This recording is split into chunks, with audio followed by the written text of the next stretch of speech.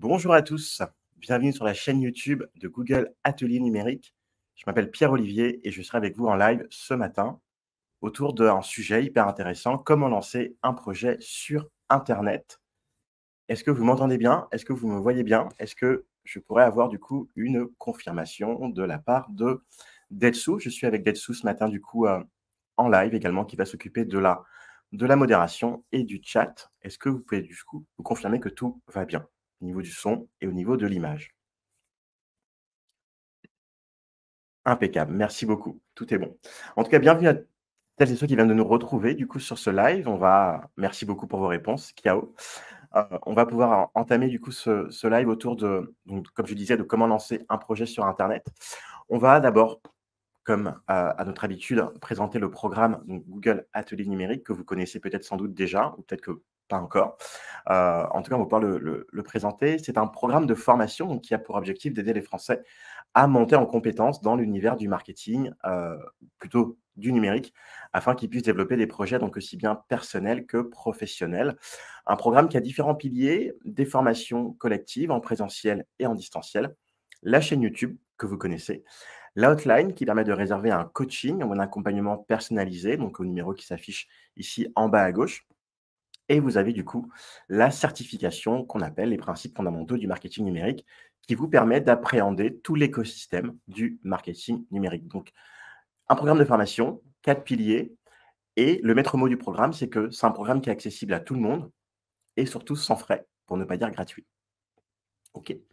Donc, n'hésitez pas à utiliser entre guillemets, ce programme comme, bon vous semble et vous pouvez bien sûr, je précise encore une fois, vous avez le numéro qui s'affiche en bas à gauche, mais si vous voulez du coup poser une question, si vous voulez avoir un accompagnement personnalisé, ça peut être un coach comme moi, comme Detsu par exemple, au téléphone et on sera, très, heureux de pouvoir répondre à vos questions. Donc voilà pour le programme qu'on appelle Google Atelier Numérique. Et dans ce programme Google Atelier Numérique, nous avons créé du coup en 2023 un programme qui s'appelle Google Career Certificate, concrètement qui permet de vous former à un métier du numérique et un métier qui est en tension. Juste pour expliquer un peu le contexte, les métiers en tension sont des métiers où vous avez beaucoup d'offres d'emploi, mais pas forcément beaucoup de candidats. C'est un peu la situation rêvée. C'est-à-dire que ce sont des métiers, moins des secteurs où il y a un déficit de candidats. Donc concrètement, comment ça se passe? Vous avez comment dire? Un portail en ligne, donc sur Coursera, qui est une plateforme qui est 100 en ligne, qui vous permet du coup de pouvoir, faire vos cours, votre formation et vous avez 5 métiers, donc autour de ce programme qu'on appelle Google Career Certificate, 5 métiers autour du support informatique, design de l'expérience utilisateur, management de projet, analyse de données et cybersécurité. Des formations qui vont de 100 à 200 heures de formation, des formations qu'on qualifie de professionnalisantes et certifiantes, donc qui vous permet de pouvoir, postuler, à une offre d'emploi, donc autour de ces 5 métiers-là. Pour vous inscrire, vous avez le QR code qui s'affiche en haut à droite et vous avez le lien, également le lien cours qui s'affiche en haut à droite. Je pense que, Detsu pourra nous le remettre éventuellement dans le chat, le lien pour vous inscrire du coup à ce programme de formation qui est 100 gratuit. Donc, c'est Google qui finance ce programme. Google offre 10 000 licences gratuites en 2024. Donc, n'hésitez pas à vous inscrire ou du moins à partager le QR code à toutes les personnes qui seraient peut-être intéressées dans votre entourage aussi. OK. Donc, le programme qu'on appelle Google Career Certificate. Merci beaucoup à Detsu pour le lien. Impeccable. On va du coup rentrer un peu plus dans le vif du sujet. En tout cas, je dis bonjour à celles et ceux qui viennent de nous retrouver à l'instant. Je vois qu'on est de plus en plus nombreux sur ce live.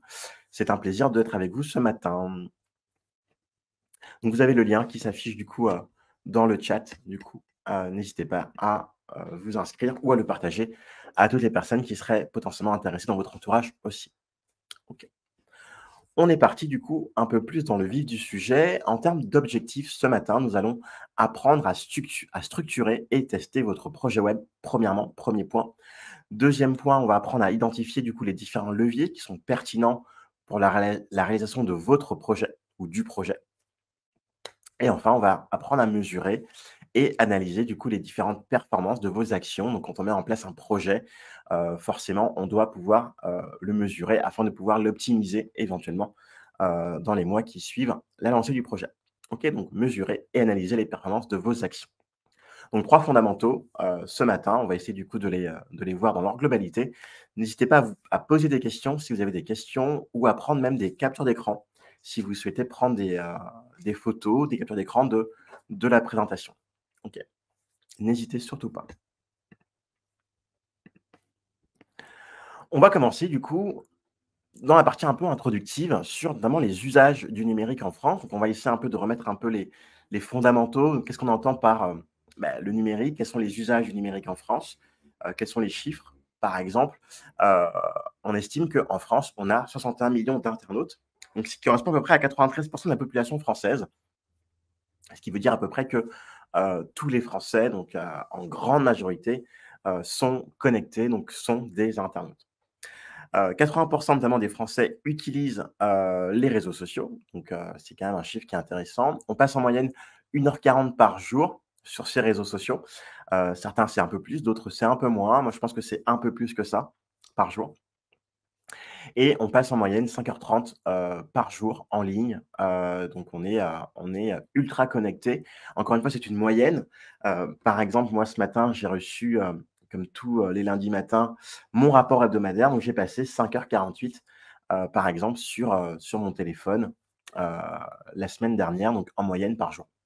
Donc c'est une moyenne, donc d'autres vont peut-être se reconnaître dedans, certains peut-être pas du tout. Dans tous les cas, ce qu'il faut voir ici, c'est que ce sont des usages du numérique que les Français ont, pour habitude. OK.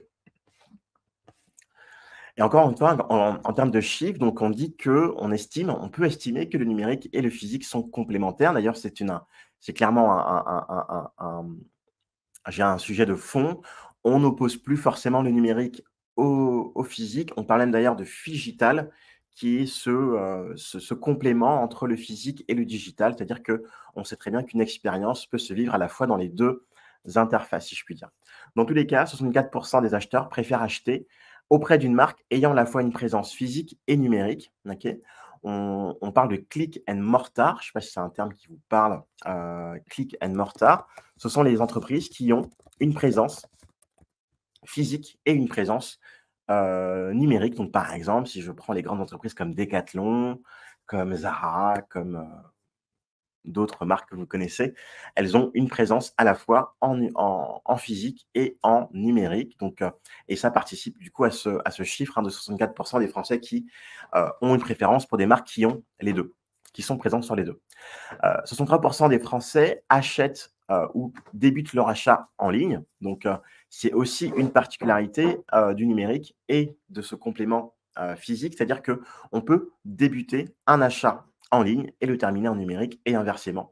On peut également le débuter en physique et le terminer en ligne, par exemple.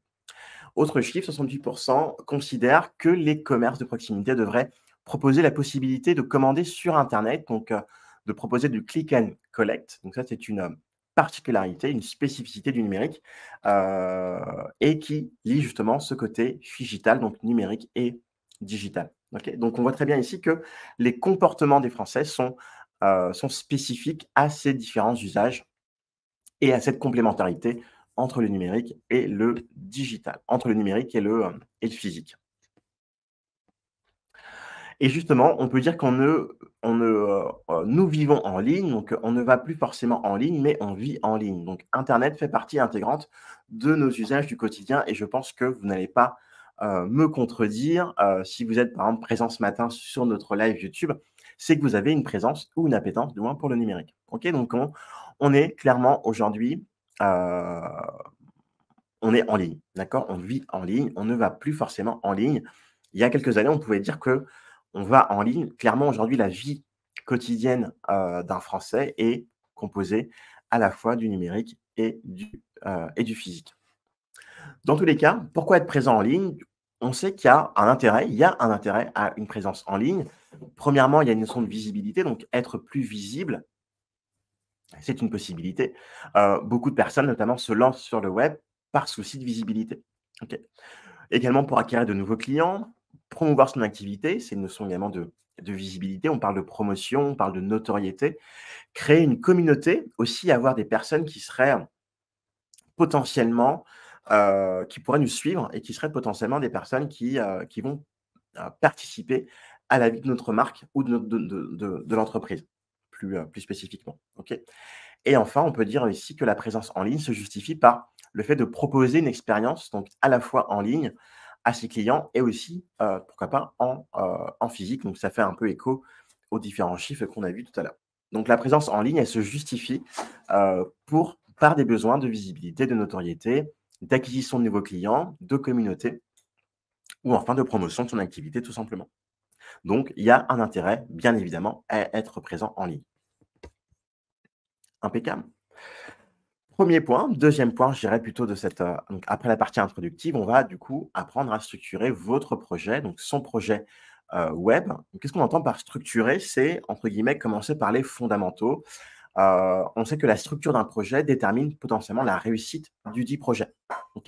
Donc on va voir que la structure, c'est quelque chose qui est important et qui demande un travail, une étude au préalable. Donc on va apprendre à structurer votre projet, un projet web. Et justement, quand on parle de structuration d'un projet, un projet fait écho à une notion, potentiellement économique ou à une notion de lancement d'activité. Et quand je lance mon activité, naturellement, il faut que je fasse des recherches sur mon marché. OK? Si vous êtes par exemple, vous êtes, couturière, vous proposez par exemple des designs, vous faites de la création de vêtements par exemple, OK? C'est de la couture, et vous allez pouvoir étudier votre marché, de la couture ou plus spécifiquement des vêtements en ligne, de l'achat de vêtements en ligne, par exemple. OK? Donc étudier le marché, c'est d'abord étudier finalement quelles sont les tendances de consommation de ce marché, comment les gens consomment. Également des études sectorielles, est-ce qu'il y a différents secteurs dans ce marché-là et quelles sont du coup les différentes spécificités de ce secteur ou des secteurs. On parle également des tendances publicitaires, qu'est-ce qui se fait en termes de publicité? Est-ce qu'il y a des habitudes, des tendances que les consommateurs préfèrent ou adhèrent?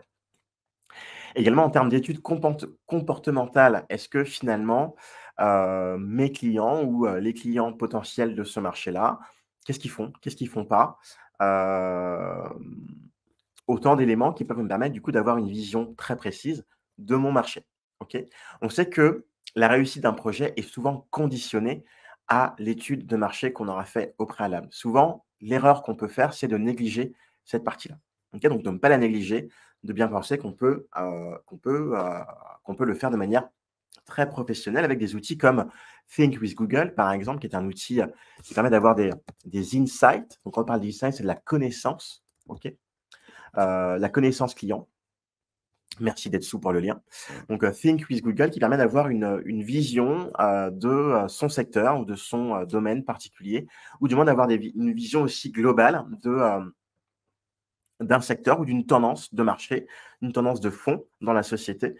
Donc Think with Google est un super outil pour pouvoir avoir des insights. Donc des insights, c'est de la connaissance client.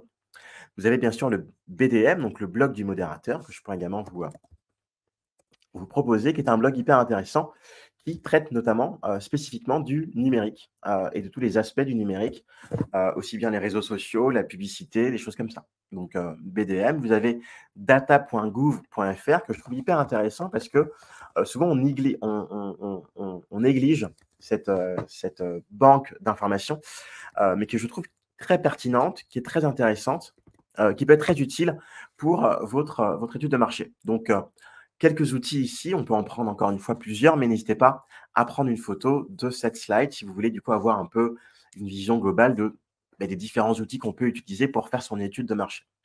OK. Étape numéro 2, donc quand je fais ma veille et ma structuration de mon projet, on va essayer d'améliorer votre compréhension de votre marché et des consommateurs. Donc, encore une fois, ça fait écho à cette notion d'étude de marché, mais pouvoir analyser les tendances de votre marché. Est-ce qu'il y a une saisonnalité? Est-ce qu'il y a des zones à fort potentiel? Est-ce qu'il y a un champ sémantique spécifique? Est-ce qu'il y a une région de France où on fait le plus de recherches sur ce sujet-là? Autant d'informations qui peuvent être utiles demain pour pouvoir avoir encore une fois une meilleure connaissance de votre marché ou simplement de pouvoir aussi étudier des mots, des termes, comme par exemple ici, vous voulez étudier le terme drone et quadricoptère, qui est le synonyme de drone. Vous pouvez voir ici que par exemple, entre ces 2 mots-là, on a aujourd'hui clairement, la majeure partie des recherches, même l'ensemble des recherches, se fixe sur le mot drone plutôt que le mot quadricoptère.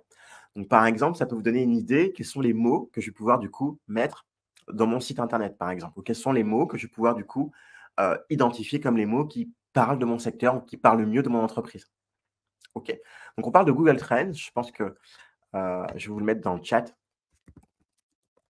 Donc Google Trends qui est un super outil pour justement avoir des notions de mesure, notamment d'un mot-clé, par exemple, d'une tendance aussi.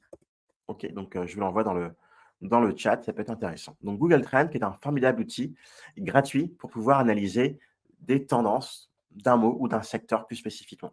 OK.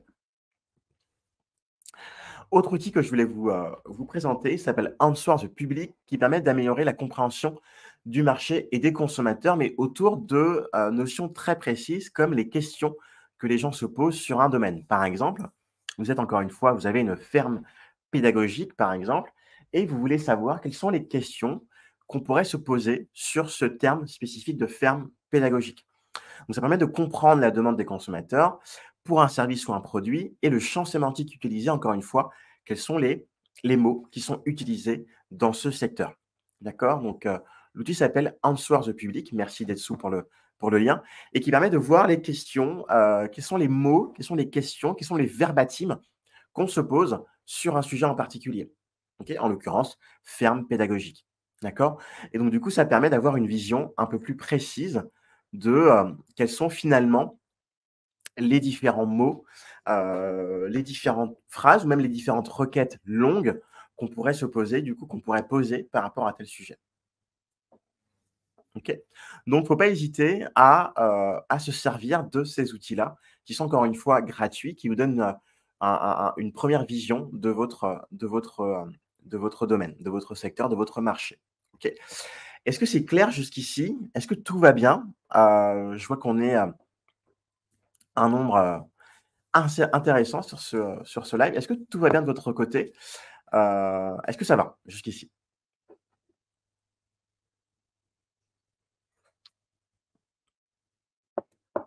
On va dire que c'est lundi matin.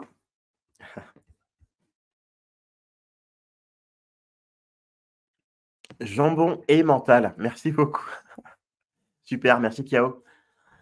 Impeccable. Bon, je vois que tout va bien du coup, jusqu'ici, donc n'hésitez pas à interagir ou à poser vos questions dans le chat, hein. On pourra vous répondre, soit, en live, dans le live ou dans les questions-réponses, tout simplement, dans le chat. OK? Donc n'hésitez pas à intervenir. Merci en tout cas pour vos retours. Donc l'outil qui s'appelle Answer the Public que je vous conseille d'utiliser. Étape numéro 3, étudier vos concurrents. Donc, étudier ses concurrents, c'est déjà avoir une meilleure connaissance aussi de son secteur. Finalement, quels sont les acteurs de mon secteur d'activité ou quels sont les acteurs de mon domaine, de mon expertise? Est-ce qu'il y a d'autres personnes, d'autres entreprises qui sont également sur ce secteur-là? OK? Donc, vous avez des différentes possibilités aujourd'hui pour faire une étude concurrentielle. Bien sûr, vous avez, je dirais, l'outil web de manière globale, dans sa globalité, pour faire votre recherche. On a également la possibilité de faire un mapping concurrentiel, donc de voir, par exemple, en mettant sur un axe abscisse et ordonnée, de mettre différentes entreprises qui sont classées selon différents critères. Donc, par exemple, critère 1, critère 2, critère 3. Ça peut être, par exemple, critère 1, ça peut être le prix. OK. Critère 2, ça peut être, par exemple, des produits spécifiques. Critère 1, on peut estimer que ça peut être haut de gamme, bas de gamme, moyenne gamme et critère 2, ça peut être une cible en particulier, par exemple. OK? Donc dans ce mapping concurrentiel, je mets en axe d'ordonnée et en abscisse, je mets les différents critères qui vont me permettre d'avoir une cartographie de mon secteur. Par exemple, si je prends, le domaine des vêtements de sport, OK, articles de sport, je vais mettre par exemple, haut de gamme, je vais mettre par exemple des critères comme le prix et je vais mettre des critères comme, l'expertise par exemple, OK? Je vais mettre par exemple, Decathlon comme étant une marque, plutôt accessible, on va dire plutôt, moyenne gamme, avec notamment plutôt une marque généraliste, donc qui est pas forcément d'articles spécifiques, mais qui est plutôt une marque généraliste. Donc je mettrais Decathlon à un niveau spécifique de mon mapping et éventuellement, si je prends la marque, Audelo, par exemple, qui est une marque également de vêtements de sport, on est plutôt sur un haut de gamme, donc on est plutôt sur un prix aujourd'hui qui est, un peu plus cher et on est sur une spécificité plutôt au niveau des activités sportives extérieures comme la course à pied, des choses comme ça. OK? Donc encore une fois, c'est que moi, finalement, demain, si je lance mon activité d'articles de sport, de vêtements de sport, je me situe où entre Decathlon et Odlo? OK? Donc c'est à vous, effectivement, dans cette notion de mapping concurrentiel, de pouvoir, heu, finalement identifier, de faire une carte des différents acteurs et de vous situer à ce moment-là dans ce mapping. OK? Vous pouvez également faire ce qu'on appelle une commande in URL. Donc ça, c'est une recherche spécifique, OK, via des mots-clés. Vous allez faire par exemple, donc vous allez sur Google, OK, vous mettez in URL 2 points et vous mettez un mot-clé, donc par exemple in URL 2 points article de sport et ça vous donne tous les sites internet ou du moins tous les acteurs qui ont le terme vêtements de sport ou articles de sport dans leur site. OK? Donc ça permet de voir finalement, sur ce mot en particulier qui est mon mot-clé principal par exemple, quels sont les acteurs, les concurrents qui ont également ce mot-clé-là, dans leur site ou qui ont du moins une page de leur site qui s'appellerait par exemple article de sport. OK. Donc c'est une manière un peu manuelle de faire ce genre de recherche, de faire ce genre d'études pour avoir une vision un peu plus spécifique, plus précise de votre marché. OK. Merci en tout cas, je vois qu'il y a pas mal de réponses. Depuis. Merci Arabelle, Maki, impeccable. Ariane, impeccable. Merci beaucoup. Donc, l'étude concurrentielle, c'est quelque part un des fondamentaux de votre étude de marché et de la structuration de votre projet. D'accord? Faire un bilan, pardon, un business plan ou un plan d'affaires, donc c'est le mot en français. Donc, vous avez différentes possibilités de le faire. Donc, soit vous le faites de manière un peu, je dirais manuelle. Moi, j'ai des personnes qui me disent: «Moi, je préfère le faire à la main». OK. Mais vous pouvez également le faire, sur le web. Donc vous avez du coup des business models aujourd'hui, qu'on peut retrouver sur le web qui peuvent vous permettre d'entamer votre business plan. Donc par exemple, le site, Strategyzer par exemple qui vous permet de pouvoir télécharger un business model Canva. OK, donc par exemple si je le trouve. OK, donc il y en a plein, hein, il n'y a pas forcément que ce site-là, mais vous avez plusieurs sites qui vous propose du coup ce modèle, en fait, tout simplement. OK, donc je vais vous envoyer du coup le lien. Bam. OK, donc là, je vous ai mis le lien dans le chat qui vous permet de pouvoir télécharger ce business plan, ce modèle de business plan. D'accord? Donc dedans, vous allez avoir différentes parties, segments de clientèle, ressources clés, partenaires clés, relation avec les clients, proposition de valeur, par exemple. OK? Donc des éléments qui sont hyper importants pour pouvoir, encore une fois, structurer votre activité et structurer votre plan. Donc le business plan est une étape incontournable aujourd'hui, quand je me lance, du coup, sur le web, mais pas que sur le web. D'accord? De manière générale. Étape numéro 5, définir ses objectifs. Donc bien évidemment, quand je lance un projet, quand je crée un projet, il faut que je puisse déterminer mes objectifs. Quels sont mes objectifs? OK? Qu'est-ce que je veux mettre? Qu'est-ce que je veux réaliser? OK? Et on a essayé d'identifier ici différents types d'objectifs, comme par exemple acquérir des prospects, améliorer ma notoriété de marque, fidéliser mes clients, générer des visites en magasin. OK. Augmenter les ventes de vos produits ou de vos services, générer du trafic sur votre site internet. OK. Donc autant d'éléments, autant d'objectifs qui sont spécifiques à votre projet. OK. On peut en avoir plusieurs, pas forcément qu'un, mais c'est dur d'en avoir de pouvoir combler tous les objectifs à la fois. Donc, il faut mieux en choisir un, 2 ou 3 objectifs qui vont être du coup les objectifs clés de votre lancement de projet. Et à terme, on estime que l'objectif ou les objectifs permettent de mesurer ensuite, les bienfaits de votre projet. OK? Et de votre plan. OK? Sans objectif, il sera compliqué de pouvoir mesurer la réussite ou pas de votre projet. Donc les objectifs sont déterminants, un pour pouvoir structurer votre projet, mais surtout pour pouvoir du coup l'optimiser par la suite. Est-ce que finalement au bout de 6 mois, 1 an, est-ce que j'ai répondu à mes objectifs? D'accord? Donc c'est très important de pouvoir estimer que, et penser que les objectifs sont déterminants pour le début, mais également pour la fin, entre guillemets, pour la partie optimisation, qu'on verra du coup à la fin. Question de Augustin qui me demande: «Comment est-ce que vous différenciez le business plan du business model?» Alors très bonne question. Est-ce qu'on différencie forcément le business plan du business model? Alors, moi de mon point de vue, le business model, c'est ce qui vous permet de gagner de l'argent. Par exemple, je vends des vêtements de sport, OK? Mon business model, c'est de les vendre en ligne. Mon concurrent, par exemple, il vend également des vêtements de sport, mais il les vend en magasin. Donc on voit ici que son business model n'est pas le même que le mien. Moi, mon business model, c'est de vendre des vêtements en ligne et son business model à lui, c'est de vendre des vêtements en physique. Donc pour moi, le business model, c'est comment tu gagnes de l'argent. OK? Le business plan, c'est encore autre chose. Le business plan, c'est plutôt ce qu'on vient de voir, effectivement, c'est ce document. OK? C'est un peu ce document qui va venir structurer votre projet, OK? Mais qui va au-delà, excusez-moi, du business model. C'est un document qui est beaucoup plus global, d'accord? Donc le business plan, c'est clairement, différentes étapes, différents composants de mon activité, de mon projet, OK? Le business model, c'est spécifiquement comment je gagne de l'argent, OK? Par exemple, si je pouvais donner un exemple, si je prends l'exemple à l'époque, hein, de La Redoute, par exemple. La Redoute avait un business model qui était la vente de vêtements, par téléphone, par correspondance. Vous voyez? Donc ils avaient un business model qui était la vente par correspondance.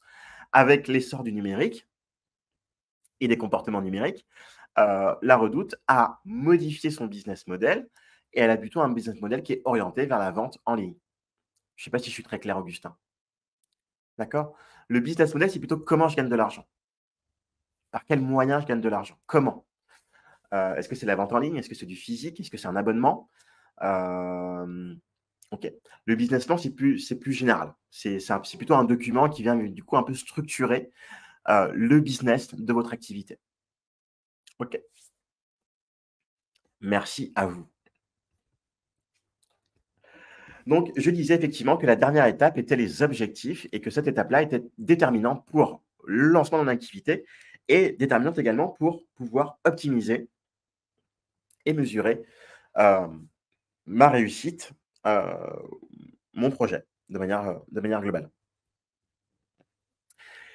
Point numéro 2, testez votre projet rapidement. Donc une fois que j'ai mis en place du coup, que j'ai répondu à toutes ces questions, je dirais, introductives, qui sont liées du coup à ma réflexion, OK, ma structuration. Il faut que je puisse tester mon projet. Est-ce que finalement ce que j'ai pu acquérir comme connaissance, comme insight, comme données, est-ce que finalement ça va pouvoir se mettre en place? Est-ce que concrètement il y a un fond? OK? Est-ce qu'il y a une réussite potentielle dans ce projet? Donc je vais le tester, d'accord? Mettre en place une phase de test afin de pouvoir confirmer ou infirmer mes choix, mes premiers choix. Et bien justement pour tester votre projet, on propose du coup, de la collecte de données. Donc ça, c'est quelque chose qui est hyper intéressant parce qu'une donnée, encore une fois, c'est une connaissance, OK? Une donnée, je peux tirer de la donnée une conclusion marketing, commerciale, économique, OK? Donc pour avoir de la donnée, il faut pouvoir avoir des réponses, il faut pouvoir avoir de la entre guillemets, il faut à manger, quoi. OK? Il faut que les gens puissent vous donner des réponses, puissent vous donner leur point de vue. Donc, pour ça, on a identifié le MOM test. Donc le MOM test, c'est 3 règles, pardon, excusez-moi, c'est le MOM test, c'est un test, un questionnaire que vous allez du coup, proposer à toutes les personnes que vous aimez bien et qui vous aiment bien. C'est-à-dire que le MOM test, si je devais du coup le spécifier, c'est, des questions que j'aurais posées à ma mère, d'accord? On sait que quand on lance un projet, juste pour, mettre un peu le contexte, quand je lance mon projet, hem, nos parents, notre famille, nos frères et sœurs, nos meilleurs amis, vont, souvent tendance à nous conforter dans nos choix. Parce que non pas parce qu'elles pensent que le projet est viable, mais parce qu'elles nous aiment bien, elles nous aiment bien, enfin, ils nous aiment bien, OK? Ça peut être notre maman, notre papa ou autre. Donc ces personnes qui nous aiment vont avoir tendance à nous dire «oui», à confirmer nos questionnements, OK? Non pas parce qu'elles pensent que c'est bien, mais parce qu'elles nous aiment bien, OK? Donc pour pouvoir effectivement avoir les meilleures réponses, on va faire le mom test, c'est-à-dire qu'on va poser des questions comme si on les poserait à notre maman ou à une personne qu'on aime bien. Mais on va les tourner d'une manière pour pouvoir non pas avoir forcément des réponses, heu, entre guillemets «par l'affirmation» ou par la négation, mais pour pouvoir avoir plutôt une discussion, d'accord? C'est poser des questions qui vont être complémentaires de mon activité. Par exemple, encore une fois, je vends des vêtements de sport, OK? Et je vais dire à ma maman: «Est-ce que maman, toi qui fais du sport, est-ce que tu as des, difficultés à acheter des vêtements de sport?» Je vais pas lui dire: «Est-ce que tu viendrais acheter des vêtements de sport dans mon magasin?» Parce que du coup, elle me dira forcément: «Beh oui, mon chéri». OK? Donc l'idée, c'est de se dire: comment j'emmène du coup une question, un questionnement autour plutôt d'une problématique, plutôt que par rapport à un produit ou à un service. Donc on estime qu'il y a des règles simples quand on met en place un mom test. Donc spécifiquement, hein, on ne mentionne jamais votre idée ou son idée, mais on parle plutôt de la vie de la personne afin de voir si dans sa problématique de vie, quelque chose colle avec mon idée. Par exemple, encore une fois, est-ce que toi, maman, tu as du mal à trouver les vêtements de sport que tu veux? Ah oui, pareil, oui, mon chéri, c'est vrai que, quand je fais les magasins, j'ai pas forcément le temps de tout regarder tellement il y a d'articles dans les rayons. OK? Elle me donne pas spécifiquement une idée, OK? Elle me dit pas si mon projet est viable ou non, mais elle me donne entre guillemets sa vision de, sa consommation de produits de sport. OK? Et c'est par là que je vais pouvoir identifier un besoin spécifique. OK? Est-ce que mon projet peut répondre, mais aux besoins, que ma mère identifie, par exemple? OK? Donc je ne parle jamais de mon projet, mais je parle de la vie de la personne. Poser des questions sur des points précis du passé plutôt que des questions générales ou des opinions sur l'avenir. Est-ce que dans ton passé, tu as eu des difficultés à faire ça ou ça? OK? Comment tu as acheté ce produit-là, par exemple? OK? Donc des questions finalement sur le passé plutôt que sur, des questions généralistes ou des opinions un peu toutes faites. Attention. Et enfin, troisièmement, parler moins et écouter plus. Ça veut dire que, encore une fois, dans cette notion de mom test, donc comme je disais, c'est que le mom test est avant tout une discussion. C'est par la discussion que je vais identifier des réponses à mes questions. OK? Donc, il ne faut pas hésiter, du coup, à échanger avec les personnes que vous aimez, mais sans leur donner forcément des billes sur votre projet, sur votre activité. Pourquoi? Parce qu'elles ne seront pas forcément assez neutres pour vous donner, des coups, les réponses qui sont idéales pour vous. OK, je ne sais pas si je suis très clair dans mon exemple, mais le mom test, en gros, c'est de se dire que je pose des questions, je vais essayer d'identifier auprès des personnes que j'aime et qui m'aiment, finalement leurs, besoins, leurs spécificités, leurs problématiques. OK? Donc on parle du mom test et dans cette notion de mom test, on a quelques questions qui peuvent permettre de réussir un mom test et qui peuvent permettre d'échouer un mom test. Donc, comme je vous disais, c'est que le mom test, par exemple, plus la question est spécifique et moins elle sera forcément intéressante. Par exemple, tu utilises beaucoup ton ordinateur pour faire des recherches? Point d'interrogation. La réponse va être oui ou non. Est-ce que finalement dans cette réponse oui ou non, j'aurai assez d'éléments pour pouvoir confirmer ou infirmer mon idée? Je ne pense pas. Par contre, dites-moi en plus sur votre problème. Dis-moi en plus sur ta façon de consommer, des articles de sport, par exemple. Parle-moi de la dernière fois que cela s'est produit, OK? Qu'avez-vous essayé d'autre? Quelle serait la solution parfaite pour vous? OK, donc des questions qui sont plutôt ouvertes, mais qui sont ouvertes à la discussion, à l'échange. Autre question qui ne serait pas forcément pertinente ici, tu serais intéressé par une fonctionnalité comme celle-ci? On voit que c'est une question qui, encore une fois, qui est fermée, oui ou non. Donc, attention, j'ouvre le débat, je crée la discussion, je crée l'échange et c'est de cet échange-là que va naître, entre guillemets, des réponses à mes questions. D'accord? Donc, bien penser à cette notion de mom test. Concrètement, on appelle le mom test, mais on pourrait l'appeler tout simplement un test. D'accord? Hem, En gros, le message ici, c'est clair, c'est de se dire que parler avec les gens, notamment parler avec les gens qui vous aiment, sans forcément leur donner des indications sur votre activité, sur votre idée, sur votre projet. Mais soyez plutôt, un peu, heu, un peu cachotier. OK? Évaluer la demande, l'intérêt et la perception de votre projet. Donc on a le mom test qui est un formidable, outil de discussion, d'échange, mais vous avez également, des moyens un peu plus, je dirais un peu plus formels, pour avoir des réponses à vos questions. Donc on parle de formulaire. En gros, concrètement ici, vous allez pouvoir créer un formulaire et envoyer ce formulaire à des personnes qui sont potentiellement des prospects ou des clients de votre entreprise futurs. OK? Donc vous allez identifier, par exemple, une vingtaine de prospects, dans votre communauté, dans vos amis, dans votre famille, à qui vous allez envoyer le formulaire et les réponses à ces questions vont vous permettre d'avoir de la connaissance. OK? On parle du coup des insights, encore une fois, donc la connaissance client.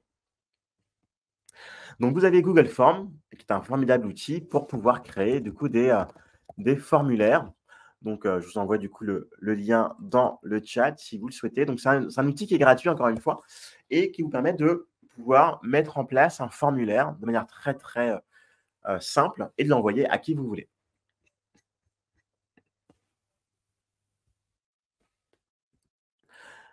Autre notion dans cette étape du coup de structuration de votre projet, pardon, plutôt de, de recherche, excusez-moi, sur votre projet. Vous pouvez également créer une communauté en ligne. Donc, alors ça, c'est un peu spécifique quand je parle de communauté en ligne. Honnêtement, c'est dur d'avoir une communauté au départ, au lancement de son activité. Mais si vous avez, par exemple, déjà, vous avez eu, par exemple, je sais pas moi, vous avez eu un blog, vous avez eu une chaîne YouTube, j'en sais rien, des réseaux sociaux, vous avez une expertise au préalable, vous avez 500, 600, 1000 personnes qui vous suivent. C'est autant de gens qui sont déjà votre communauté. OK? Et qui peuvent du coup être votre communauté qui va porter votre entreprise, votre marque pour la suite. OK? Donc, si vous avez une communauté au préalable avant de vous lancer, tant mieux. On peut tester l'intérêt de son produit auprès de ses consommateurs. OK? On peut échanger avec sa cible, voir ses comportements. OK? On peut créer une première base de clients, une première base de données et enfin créer ou co-créer une offre avec vos followers. Donc, votre communauté, si on en a une au départ, on peut s'appuyer dessus. OK? Il y a des personnes qui vont me dire: «OK, moi j'ai une communauté, mais ce n'est pas forcément par rapport à mon domaine, c'est par rapport à un autre domaine». Eh bien, pour moi, ça peut être aussi un moyen de voir finalement, est-ce que votre communauté actuelle va potentiellement pouvoir vous suivre sur votre projet, annexe ou connexe ou votre nouveau projet. D'accord? Donc en tout cas, si vous avez une communauté, même ça peut être des gens qui vous suivent, vos amis, hein, faut pas hésiter du coup à tester votre communauté, voir son intérêt pour le produit ou le service. C'est déjà un premier point, une première indication. Créer une campagne publicitaire pour tester votre idée, c'est aussi une possibilité. Alors, quand je parle de campagne publicitaire, attention, on va pas forcément faire la publicité pour faire la publicité. L'idée ici, c'est de se dire: «Est-ce que finalement, je peux mettre en place quelque chose qui va me permettre de lancer mon activité, avec déjà de la connaissance, avec déjà des indications, avec des prospects, voire des clients potentiels?» Concrètement, hem, imaginons que vous allez, encore une fois, je reste dans mon exemple d'article de sport. Vous allez créer ce qu'on appelle une landing page. Vous allez créer un mini site internet, plutôt une page. Donc on parle de landing page ou une page d'atterrissage. OK? Juste pour l'écrire dans le chat. Donc une page d'atterrissage, heu, OK? Et du coup, cette page d'atterrissage va être une première page qui va permettre notamment à des personnes de tester votre solution, Imaginons, encore une fois, je crée une page d'atterrissage qui est juste une page où dedans je propose à des personnes de tester quelque chose, où je propose à des personnes de télécharger mon catalogue de produits, où je propose à des personnes de s'inscrire à ma newsletter afin de gagner potentiellement 10 sur une future première commande. OK? Donc, je vais mettre en place une campagne publicitaire qui va me permettre de générer du trafic vers cette page spécifique. OK? Et ce trafic, OK, va me permettre d'avoir de la connaissance. C'est-à-dire que ce trafic va potentiellement faire une action sur la page. OK? C'est-à-dire qu'ils vont, par exemple, compléter le formulaire, télécharger du coup le catalogue et avoir un bon de 10. Ça va me permettre, moi, d'avoir dans un premier temps de la donnée. Un mail, un nom, un prénom, qui sont autant de clients potentiels quand je vais lancer mon activité officiellement. Je ne sais pas si vous voyez ce que je veux dire par rapport à ça. C'est-à-dire que la campagne publicitaire, ce n'est pas une fin en soi. C'est un moyen d'avoir de la connaissance, d'avoir de la donnée sur mes clients, mes futurs clients, de manière assez rapide, OK, parce que j'ai un budget publicitaire. Donc ceux qui n'ont pas de budget publicitaire pour le faire, il n'y a pas de problème. Donc on a vu effectivement le formulaire avant, on a vu effectivement l'étape du mom test, OK. Donc ça, c'est quand finalement je n'ai pas de budget à consacrer à ça. Mais si j'ai un budget à consacrer à ça, je peux mettre en place derrière ce mini site internet, OK, afin d'aller chercher d'aller chercher une cible que j'aurais imaginée potentiellement.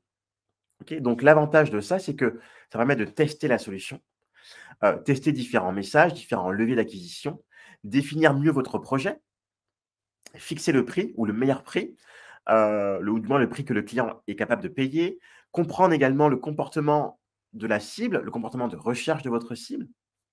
OK, donc autant d'informations qui sont intéressantes, qui sont essentielles quand je lance mon activité, quand je lance mon projet. OK.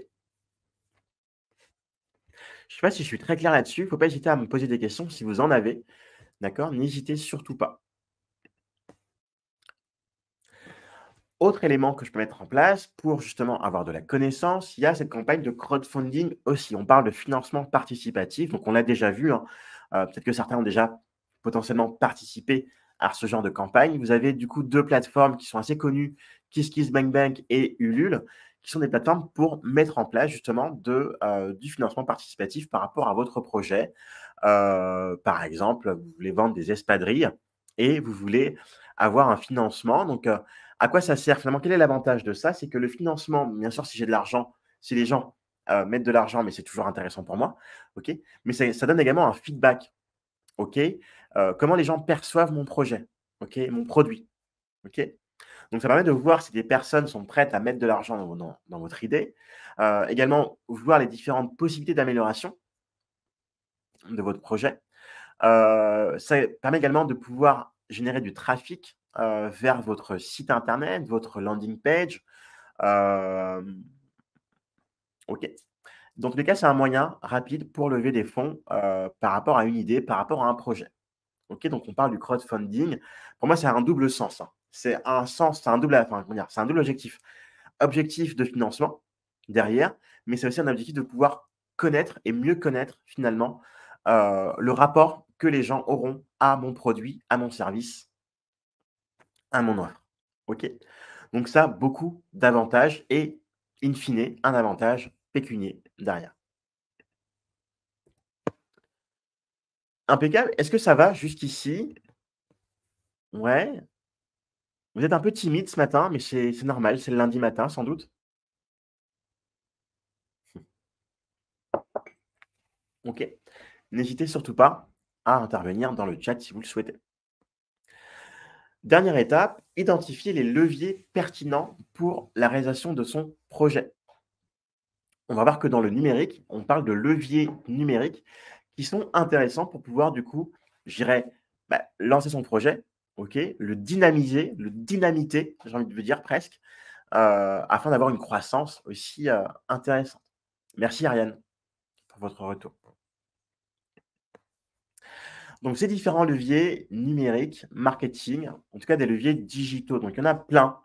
Alors je vous invite à prendre une capture d'écran si vous le souhaitez, de cette slide. Donc en termes de leviers digitaux, donc on a forcément le site web, la fiche d'établissement, les réseaux sociaux. On va avoir notamment les publicités sur les réseaux, on parle de social ads, l'emailing, qui est un super outil également pour faire de la pour faire du, pour, pour lancer un projet ou même pour le structurer aussi. On a le SEA. Le SEA, c'est le référencement payant. On a le SEO, qui est le référencement naturel ou gratuit. OK?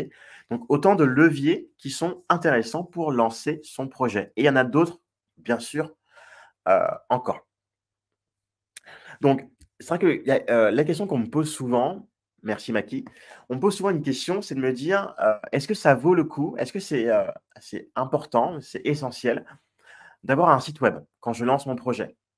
J'ai envie de vous dire que la réponse, elle vient déjà il n'y a pas forcément de bonne réponse à cette question, mais c'est que le site web n'est pas forcément obligatoire quand je me lance, OK? Si vous en avez un et si vous pouvez en faire un, mais c'est tant mieux. Par contre, comme je vous disais, c'est que déjà avoir potentiellement soit juste une page, on parle effectivement d'une landing page, peut-être avoir une fiche d'établissement. Si vous avez une entreprise, un magasin physique par exemple, je pense que c'est indispensable et les réseaux sociaux. Je dirais que l'indispensable aujourd'hui, c'est au moins d'avoir une présence, au moins une présence en ligne. Ça peut être soit un site, soit une page Facebook, Instagram, TikTok, soit une fiche d'établissement. Je dirais que c'est au moins un des 3. Si vous avez les 3, ben, c'est parfait, OK. Mais je dirais que le message principal, c'est d'être là où vous voulez être et d'être là où vous sentez qu'il y a un intérêt pour votre client, pour vos consommateurs, OK. Et je dirais une troisième chose, c'est qu'il vaut mieux être bien présent quelque part que mal présent partout, OK. Il vaut mieux avoir un formidable compte Instagram, une belle fiche d'établissement Google bien remplie avec des photos, avec des produits, hem, avec des liens vers les comptes, effectivement des comptes sociaux, plutôt que d'avoir un site internet qui n'est pas forcément à votre image, ou qui n'est pas forcément donné un comment dire? Donner un intérêt à votre entreprise. C'est-à-dire qu'un site web peut vous desservir s'il est mal fait. OK? S'il est mal pensé, s'il n'y a pas forcément la bonne information, si c'est pas clair. OK? Donc pensez bien que le site web, c'est à condition que ça vous serve. OK? Un site doit vous servir. Il sert vos intérêts, il sert votre produit, vos services. OK? Il ne vous dessert pas. Attention. OK? Donc finalement, la réponse à cette question-là, c'est d'être présent, mais là où vous voulez être présent, mais d'être présent là où vous pouvez être bien présent. OK? Donc attention effectivement à ça. C'est sûr que, demain, si vous avez une ambition. Quand j'ai une ambition, c'est une grande ambition. C'est sûr qu'avoir un site web, à mon avis, est un indispensable. Mais c'est pas forcément un indispensable quand je me lance. OK? Donc, bien penser à ça. Dans tous les cas, si j'ai un site internet, naturellement, il faut que je pense à mon référencement, il faut que je pense à mon SEO. D'accord? Et bien justement, par rapport à ça, il faut bien penser que les leviers digitaux sont également, utilisés à différents moments du parcours client ou du parcours d'achat.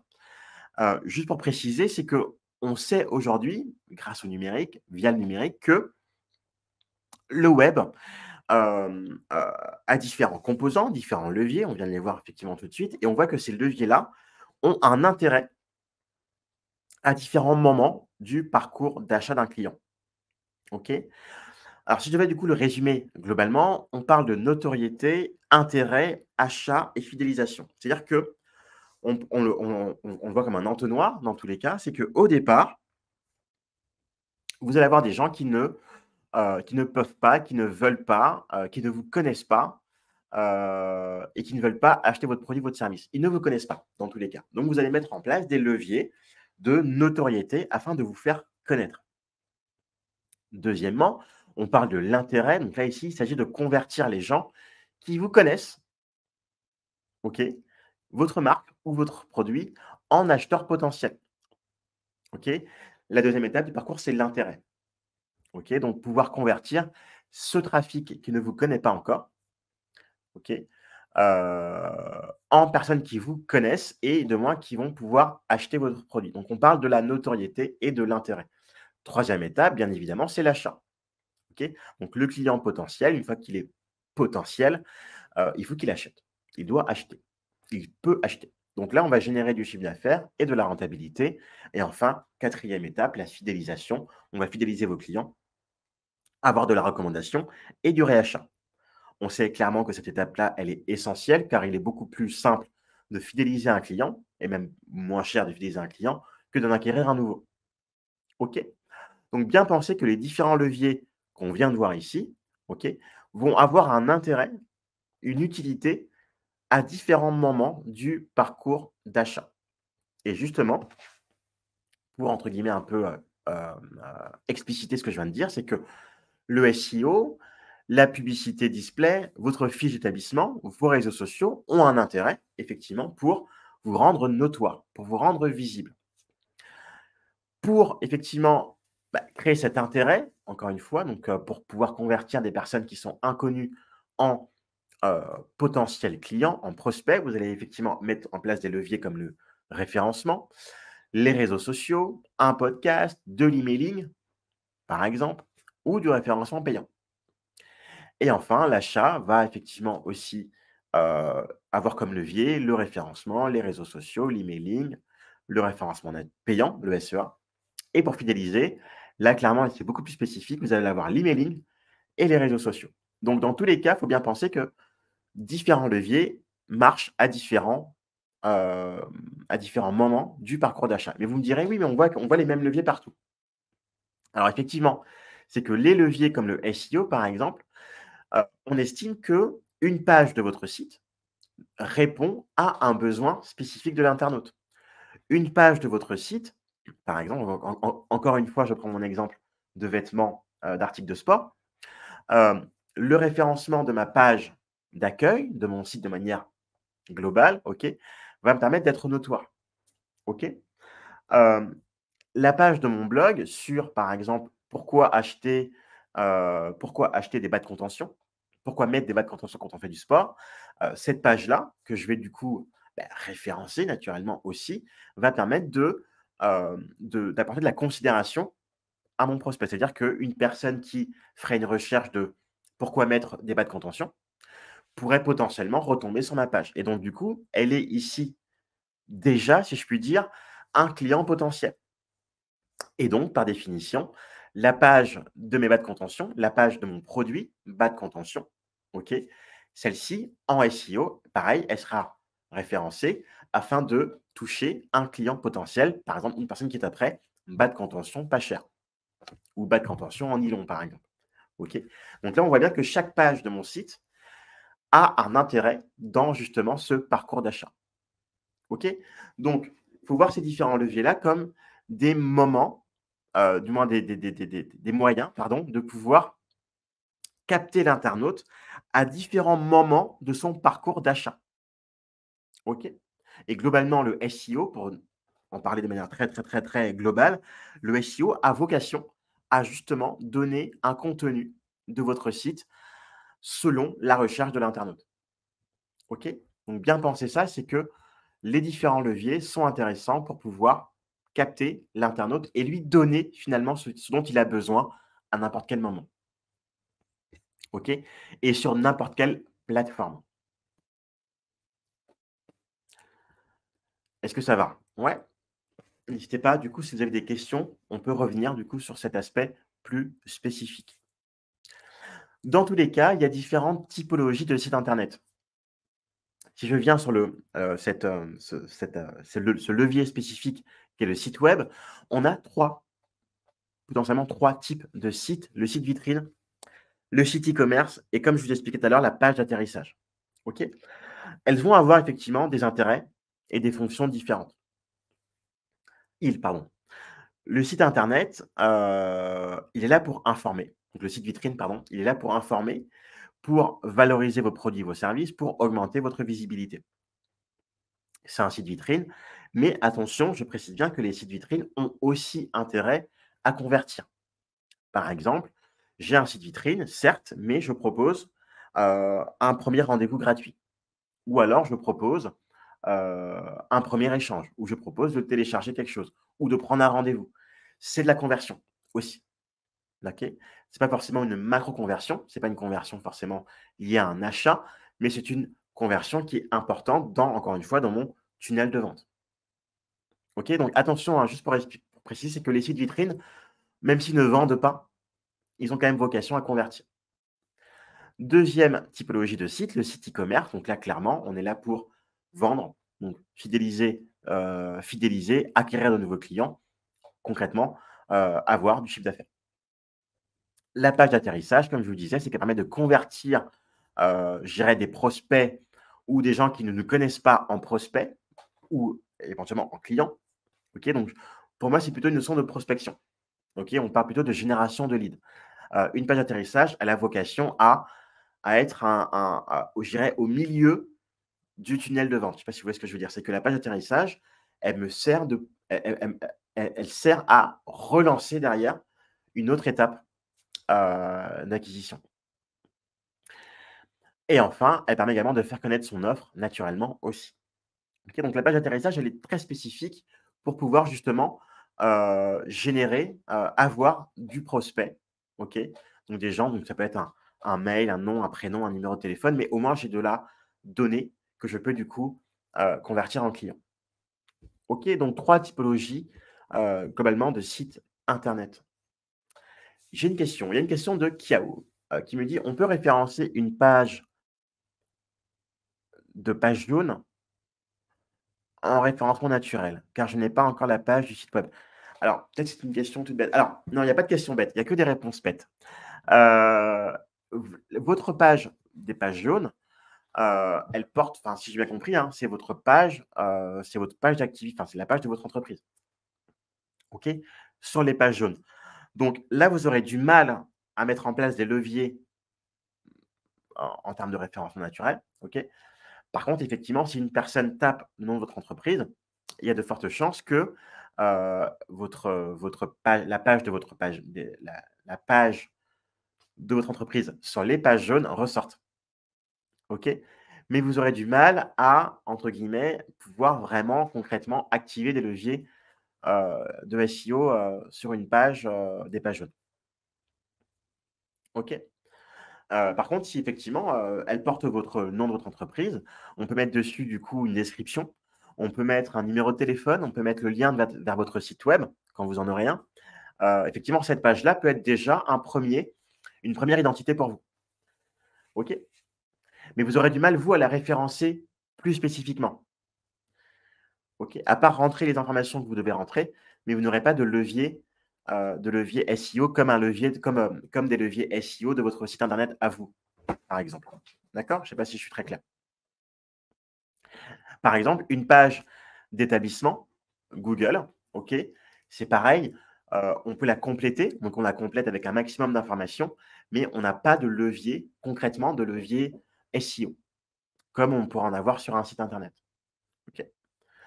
Dans ce cas, je suis obligé de créer un site web pour mieux référencer. Alors effectivement, c'est ce que je vous disais, c'est que alors c'est pas une obligation, hem, c'est pas une obligation. C'est-à-dire que si vous voulez, si le référencement, heu, enfin, comment je pourrais dire ça?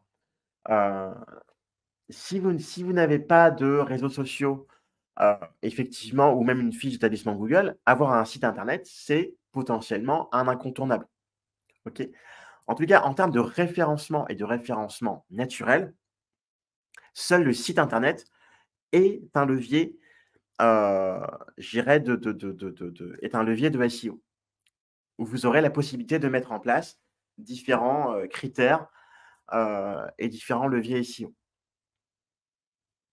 OK? Je ne sais pas si je suis très clair dans ma réponse, mais les pages jaunes seront référencées, OK?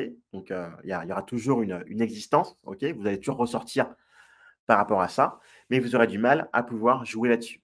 Par contre, effectivement, avoir un site web vous permettrait peut-être de pouvoir mieux gérer votre référencement. Impeccable, impeccable. OK, donc c'est vrai qu'effectivement, la question peut se poser, hein, et je l'entends. Est-ce que c'est un indispensable d'avoir un site internet? J'ai pas la bonne réponse pour ça. Par contre, si vous estimez que, votre visibilité passe par votre site internet, beh, du coup, il faut en faire un. Mais attention, encore une fois, je précise, quand je fais un site internet, beh, je le fais bien. OK? Je le fais bien. Avec quoi créer un site internet? Avec qui ou avec quoi créer votre site internet? Donc vous avez différentes possibilités, différents CMS. Alors CMS, pour préciser, c'est Content Management System.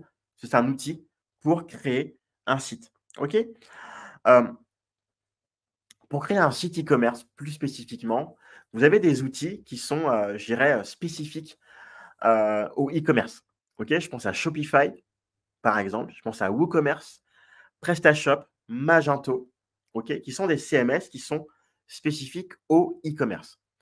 Et vous avez d'autres CMS qui sont pas forcément spécifiques au e-commerce, où on peut faire du e-commerce aussi dessus, mais plutôt utilisés pour des sites vitrines. Je pense à Google Sites, je pense à Wix, WordPress, Webflow, Jimdo, OK? Qui sont des CMS qui sont plutôt, je dirais, généralistes pour faire un peu du vitrine, mais pas que, OK? Et vous avez, des CMS pour faire des pages d'atterrissage, HubSpot, Leadfox, Humso, Instapage. Mais honnêtement, concrètement, avec un CMS comme Webflow, par exemple, on peut faire un site vitrine, un site e-commerce et une page d'atterrissage aussi. WordPress, c'est pareil. OK? Donc là, concrètement, voilà, faut pas vous dire que c'est spécifique à, OK? Mais c'est plutôt une tendance à. D'accord? Mais vous pouvez très bien faire un site e-commerce sur WordPress aussi, d'accord? Comme sur Shopify. C'est plutôt une appétence, c'est plutôt même, je dirais, comment dire? Par exemple, Shopify est plutôt un outil no code, c'est-à-dire un outil qui va plutôt faire la part belle à la facilité, la simplification, l'accessibilité pour tous. OK? N'importe qui peut faire un site web sur Shopify. OK? Il n'y a pas forcément de connaissances spécifiques ou particulières. C'est juste une question d'appétence. Vous avez des outils qui sont plus faciles que d'autres. D'accord? Donc bien penser qu'avec avec un CMS et finalement, qu'importe le CMS, vous pouvez faire ce que vous voulez. Alors, Camar qui me dit: «Pas forcément». Je ne sais pas si vous pouvez préciser par rapport à quoi? Quels sont les types de leviers qui existent? Alors, j'ai pas compris la question du coup, Giovanni. Des leviers digitaux qu'on a vu qu'on vient de voir, vous voulez peut-être les revoir? Et Koé qui me dit: «Les types de leviers en référencement naturel, donc optimisation de la technique, création d'articles de blog pour référencer des mots-clés, augmentation de la réputation». Alors il y a ouais, c'est un début, OK? C'est un bon début. Il y a différents types de leviers dans le référencement naturel. Il y en a plein. Il n'y a pas que ceux-là, mais il y en a d'autres effectivement. Alors là, c'est plus spécifique du coup à un sujet et un live sur le SEO, OK? On pourrait peut-être revoir ou voir un live en replay, donc un live ou un replay sur le SEO, sur la chaîne YouTube de Google Atelier Numérique. Faut pas hésiter. OK? Mais là, c'est plutôt spécifique du coup, OK, voilà, c'est ça. Donc, si vous avez des besoins sur le SEO, des leviers SEO, il y en a tellement plein, OK? Vous avez les critères qu'on appelle on-page, OK? Donc les critères off-site également. Donc il y a plein de critères, donc faut pas hésiter à voir ou revoir un live ou un replay sur la chaîne YouTube Google Atelier Numérique. OK, en tout cas merci. Merci à vous. Donc pour créer un site internet, il me faut 2 choses. Donc il me faut un CMS, donc on a vu tout à l'heure, hein, OK? Mais il me faut également 2 choses, 2 incontournables, un nom de domaine et un hébergement. OK?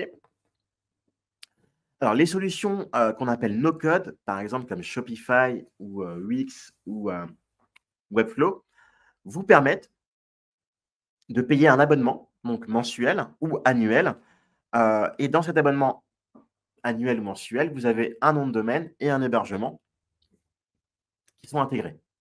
D'accord? C'est-à-dire que dans l'offre qui vous est, faite, vous payez une seule fois pour tout. OK?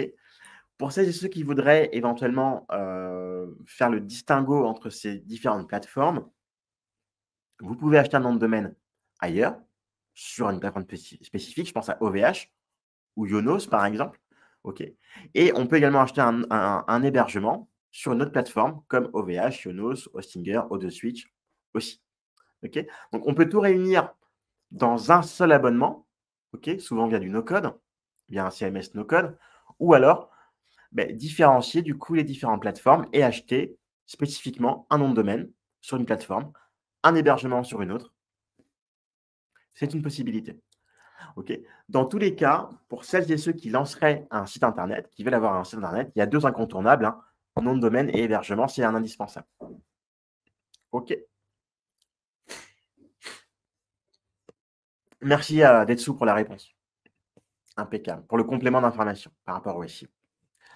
Et justement par rapport au SEO, donc attention, le SEO, donc c'est un levier, je dirais qui est le levier le plus, peut-être le plus connu, mais peut-être le moins maîtrisé aussi. Le SEO, donc effectivement le fait d'être en première page, en première position, donc ça c'est la situation rêvée. OK. On sait aujourd'hui que, la majeure partie du trafic web passe par les moteurs de recherche. On le sait. Donc la place qu'on occupe sur un moteur de recherche, elle est primordiale pour beaucoup d'entreprises. OK? Et donc du coup, le SEO naturellement est un levier, indispensable. Donc on parle effectivement alors justement, ce sont les différents leviers du SEO. On parle de qualité du contenu. Donc, est-ce que ce contenu-là est de qualité? Est-ce qu'il respecte les critères on-page? Est-ce que ce contenu est centré sur l'utilisateur? Est-ce qu'il est user-centric? Est-ce qu'il répond à un besoin utilisateur? Est-ce que le contenu est populaire? Naturellement. Est-ce que le contenu, ou du moins le site, dispose des bonnes balises? Est-ce que ces balises-là sont compréhensibles par les robots? D'accord? Et autre critère et pas des moindres, est-ce que le temps de chargement de mon site ou de mon site mobile, est optimum? OK? On sait qu'au-delà de 3 secondes, vous perdez potentiellement, 9 personnes sur 10. C'est-à-dire qu'au-delà de 3 secondes de temps de chargement d'une page, potentiellement 90 des personnes repartent. Donc c'est beaucoup. OK? Donc on sait que les critères, de SEO globalement, hein, donc respectent ces 4 points. OK? Donc est-ce que mon site notamment est responsive? On parle de mobile friendly. Est-ce qu'il est responsive? OK, donc ça, ce sont des critères qui je pense répondent à la question de Giovanni. OK? Et effectivement, comme me disait effectivement Detsu, donc vous avez le lien, vous avez un lien vers un replay, qui a été fait du coup par un de nos coachs, sur le SEO. Référencer votre point de vente ou votre entreprise, vous avez également la possibilité de vous référencer sur d'autres plateformes. Donc bien sûr, on parle de la fiche d'établissement Google, les pages jaunes comme KO par exemple, TripAdvisor, Facebook, La Fourchette par exemple aussi. Donc vous avez des annuaires où on peut du coup être référencé. OK?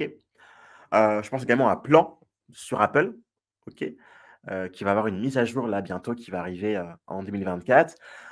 Et juste par rapport à ça, juste pour expliquer un tout petit peu le contexte encore une fois, c'est que, dans ce souci également de concurrence, heu, par exemple, la fiche d'établissement Google sera amenée potentiellement à, référencer d'autres informations qui seraient sur d'autres plateformes. Par exemple, vous avez un hôtel, aujourd'hui c'est le cas, hein, vous avez des prix, les prix de Booking, par exemple, qui sont référencés sur votre fiche d'établissement. On peut penser, on sait que, à terme, il y aura d'autres infos comme ça qui seront référencées sur vos fiches. Donc si vous êtes présent sur d'autres plateformes, sur d'autres annuaires, il y a des chances que, les infos qui sont présentes sur ces annuaires-là remontent également vers votre fiche d'établissement. Par exemple, l'autre jour, on a vu, bon, c'est un cas spécifique, mais un médecin qui avait une photo, heu, sur sa fiche qui venait de Doctolib. OK? Donc Google va aller chercher sur d'autres plateformes des infos et les référencer sur votre fiche d'établissement. OK. Alors, Giovanni qui me demande: «Comment savoir où prendre un nom de domaine qui reflète le contenu ou ce qu'on veut mettre en valeur sur le site qu'on crée?» Beh, ça, Giovanni, quelque part, c'est, la ques c'est j'ai pas la réponse à cette question. Hem, j'ai envie de vous dire que c'est propre à votre c'est propre à vous. C'est un choix qui est trop et très spécifique. Par exemple, si je prends l'exemple de Decathlon, le mot Décathlon, c'est un choix. Bon, ils ont fait ce choix-là, ça connote un côté sportif. Hem, mais c'est à vous de vous dire: «Est-ce que finalement le nom de domaine que je choisis, est-ce qu'il faut que je le colle absolument à mon activité? Ou est-ce que c'est un nom de domaine qui n'a rien à voir?» OK? J'ai pas d'exemple à vous donner là concrètement, mais si je vous dis par exemple, je sais pas moi, Zara par exemple, bon Zara c'est, ou H&M, bon voilà, il y a pas forcément de spécificité dans le nom de domaine qui indique que ça, on parle de vêtements ou de mode. OK, donc ça c'est à vous, c'est propre à vous. Mais ça demande potentiellement une étude, d'accord? Heu, je sais pas comment répondre à votre question, je suis vraiment navré.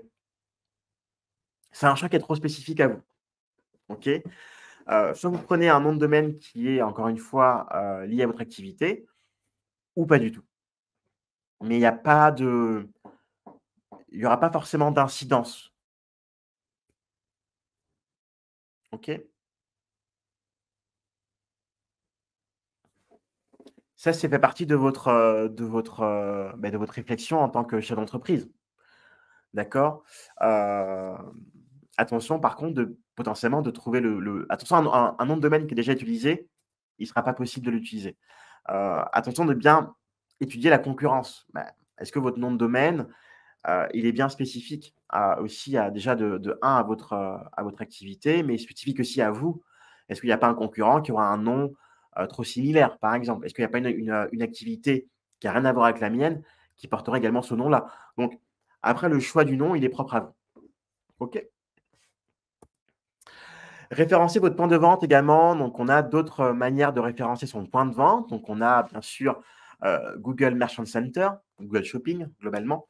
Vous avez Amazon, Cdiscount, Le Bon Coin, qui est le site le plus visité en France, par exemple, un des sites les plus visités en France. Vous avez Vinted, OK?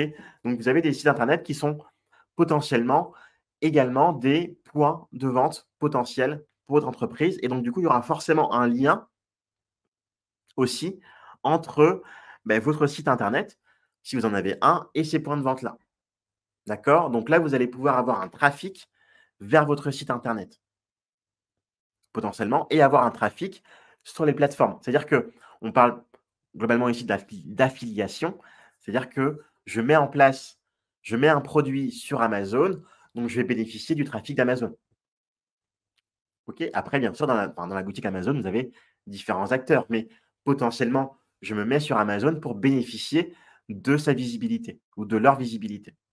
OK? C'est aussi une source de revenus diverse pour vous. Donc avoir une boutique sur Amazon et une boutique sur votre site, c'est potentiellement, une diversification de vos sources de revenus. OK? Donc on parle de marketplace ici, marketplace qui sont plutôt locales, nationales ou internationales. Vinted, je crois que Vinted est présent également dans d'autres pays maintenant. D'accord? Bon. Vous avez également des marketplaces locales, hein, dans les territoires, dans les villes, dans les localités. C'est aussi intéressant. C'est souvent né d'ailleurs, pendant le confinement. OK? Donc permettre à des artisans, dans ma localité de pouvoir vendre en ligne, OK? Ou de faire du click and collect, par exemple. Ça a été mis en place souvent, pendant la période du covid. OK? Les réseaux sociaux naturellement aussi, c'est un incontournable pour créer cette notion créer cette notoriété, donc se rendre visible, gagner en visibilité, faire connaître sa marque et surtout pour créer ce qu'on appelle la préférence de marque. Je m'arrête, dessus là 5 minutes, c'est-à-dire que la préférence de marque, c'est un sentiment positif par rapport à votre marque, qui va jouer sur des valeurs, des choses comme ça, OK?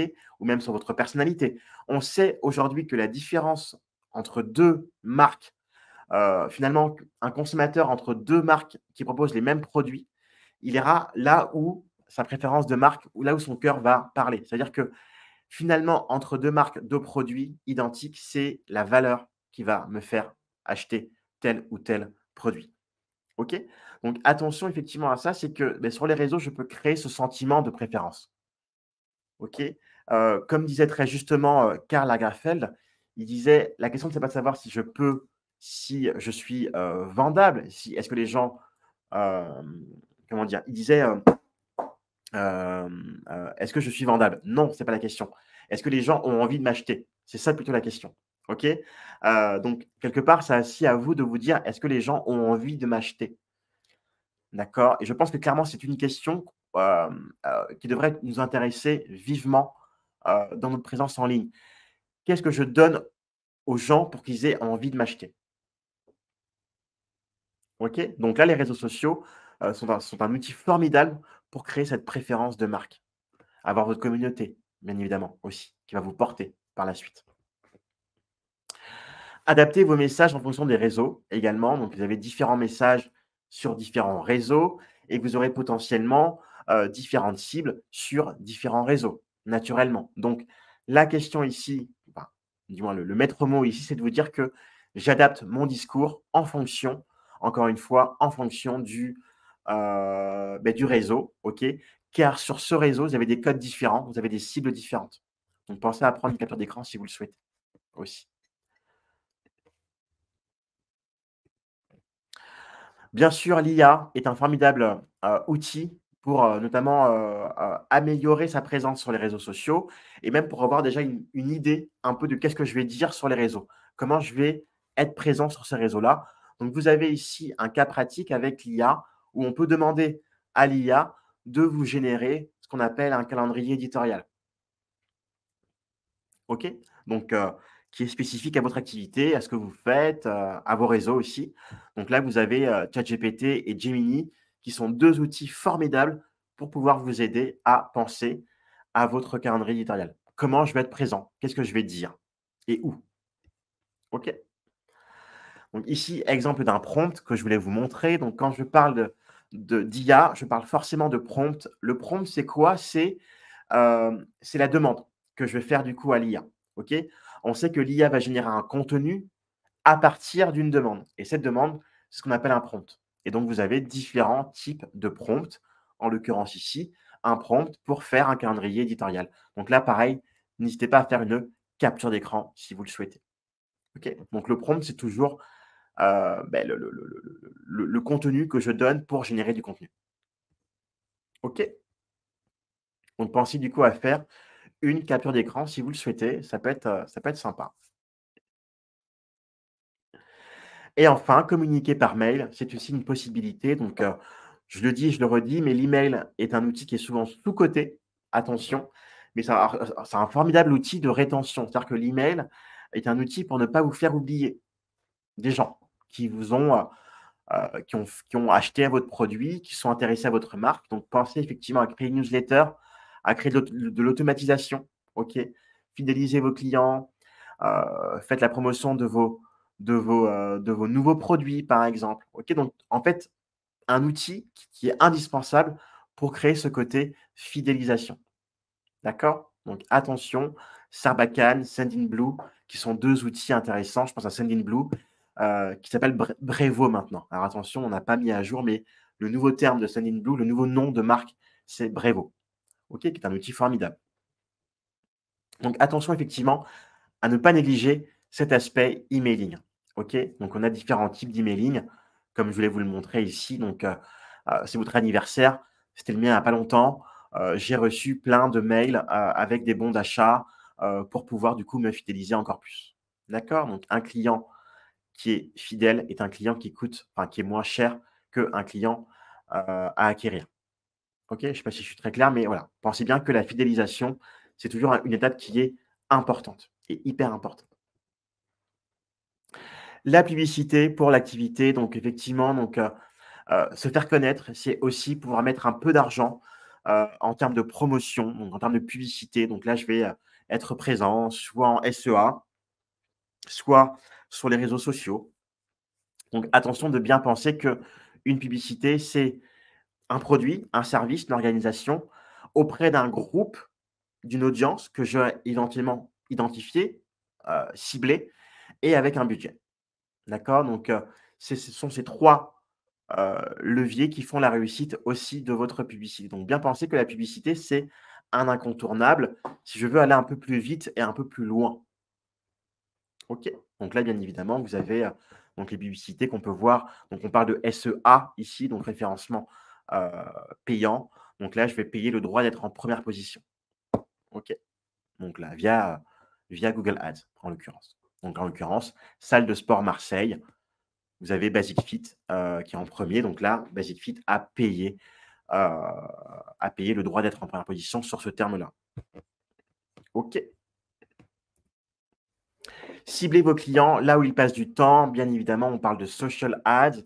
Donc là, quand je fais de la publicité sur les réseaux sociaux, on sait que c'est un outil qui est incontournable pour se rendre visible, pour se faire connaître et pour générer du trafic qualifié.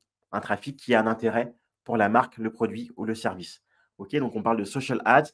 Bien penser du coup à mettre en place. D'autant plus que le social ads coûte beaucoup moins cher qu'une publicité en référencement payant, que du SEA. OK?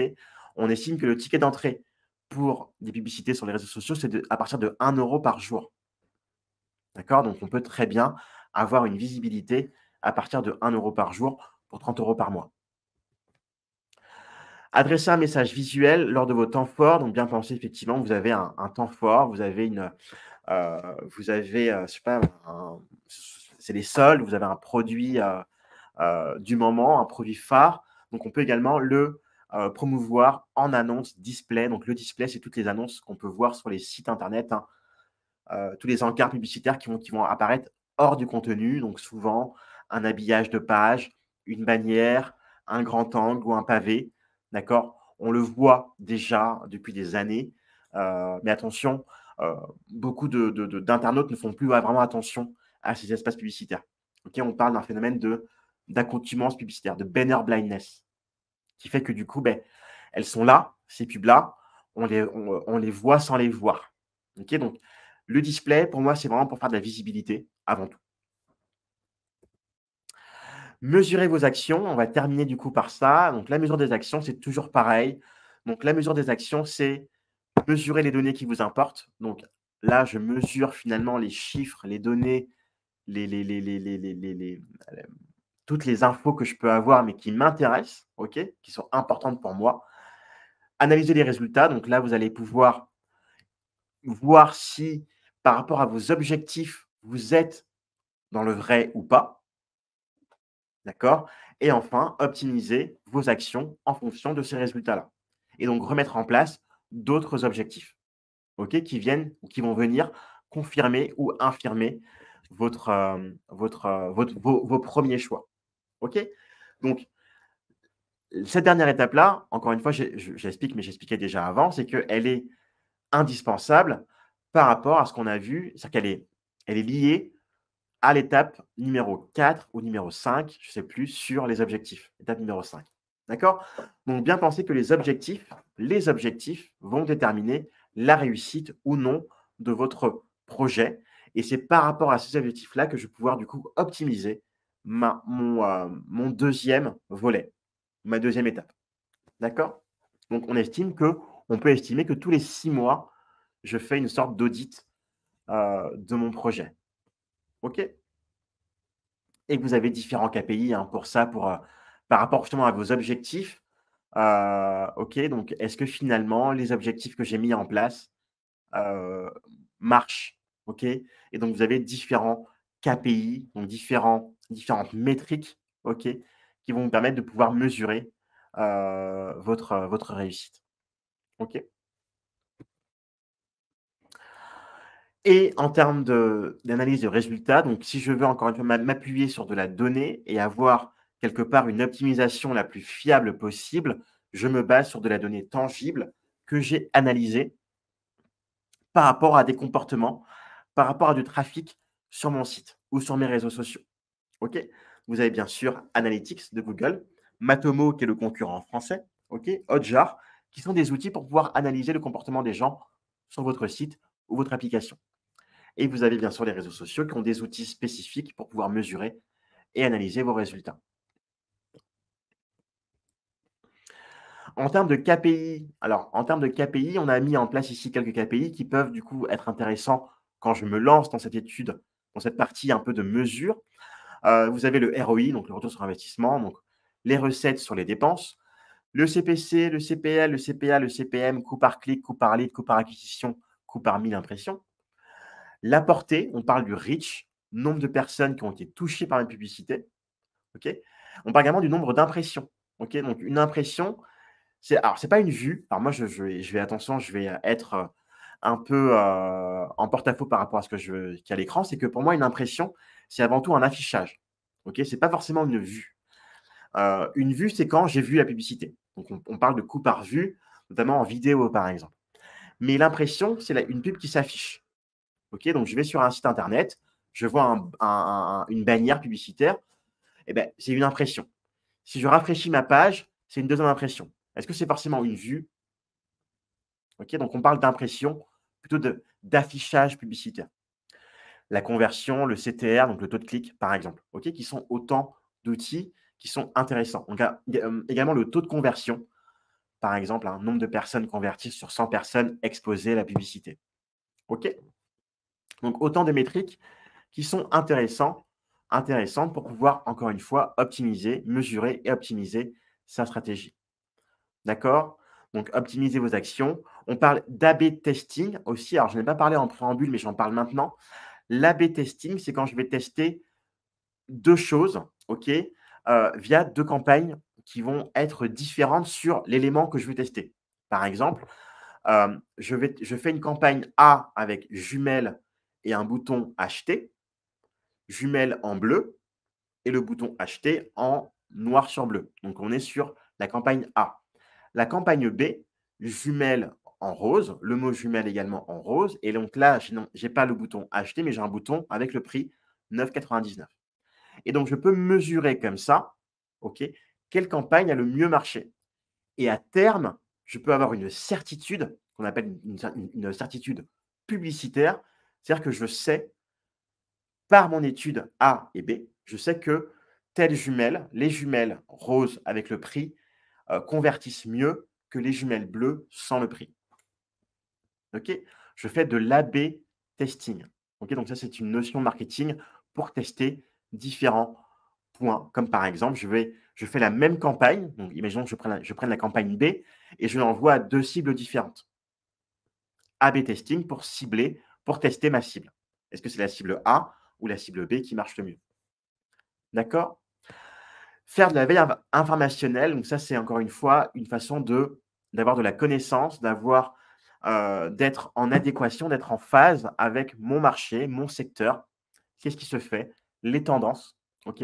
Donc bien penser que finalement, plus je vais étudier et plus je vais être en veille par rapport à mon secteur et plus je vais potentiellement identifier des éléments importants ou même des éléments qui sont différenciants.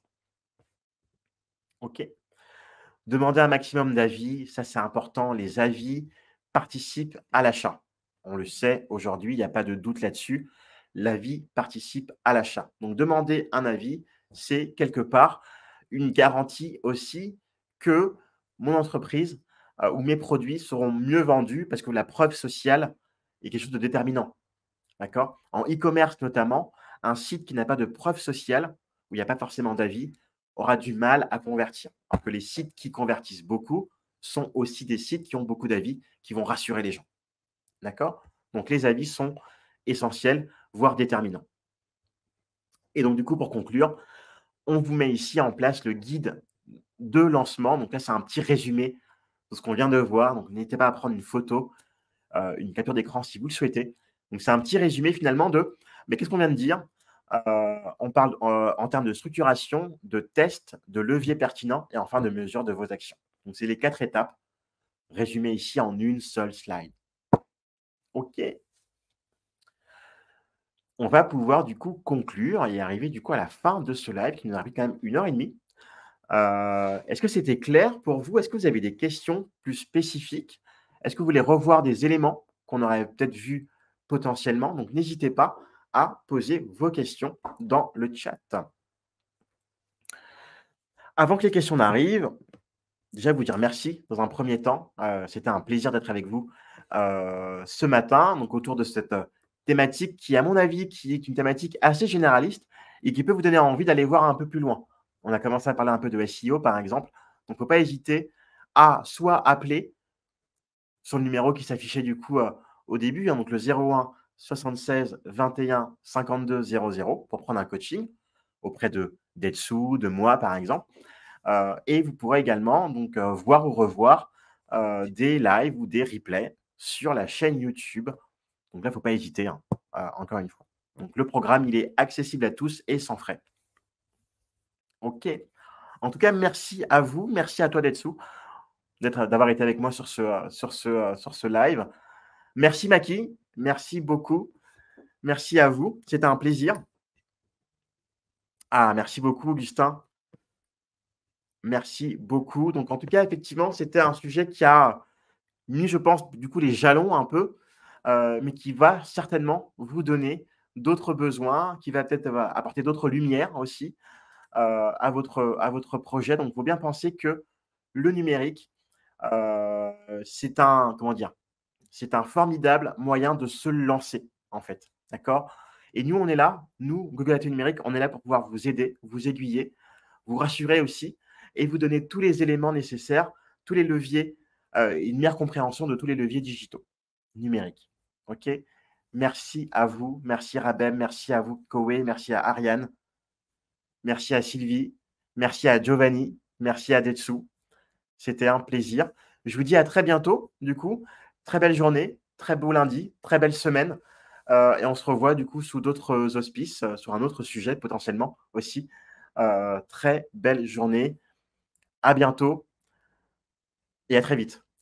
Au revoir.